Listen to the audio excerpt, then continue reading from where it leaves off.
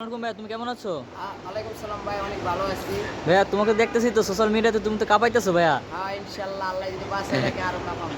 হ্যাঁ ভাইয়া, দর্শকের তো তোমার একটা গান শুনতে চাই ভাইয়া।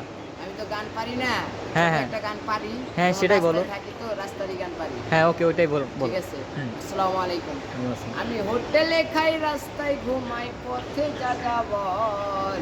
কমলাপুরে বাড়ি আমার, রাস্তাতে ঘর। প্রথম প্রথম আইলাম আমি কমলাপুরে ভাই। ঘুমের থেকে ওইটা দেখি পায়ের জুতা নাই, বড় ভাই পায়ের জুতা নাই।